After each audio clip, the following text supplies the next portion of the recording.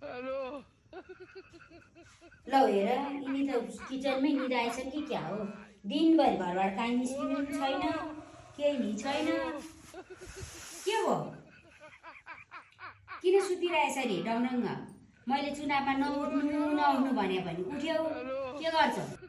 हेर मैले तिमीलाई चुनाव नउठ भनेको थियो, हारिन्छ नउठ भनेको उठिहाल्यौ। घर पनि जेन्जी आन्दोलनमा जलाइदिइहाले, पैसा जति पेन गर्दा र चुनावमा खर्च गर्दा सिधाइहाल्यौ। मेरो गरगहना पनि चुनावमा खर्च गर्नलाई पैसा भएन भनेर सिधाइहाल्यौ बेचेर। अब के गर्छौ त? धेरै चिन्ता नलिऊ। हेर जति पिर गर्यो यस्तै हो।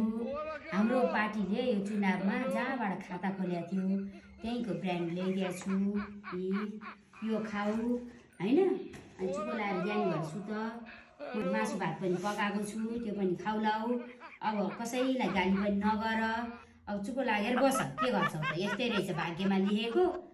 हार्न लेखा रहेछ, हारियो।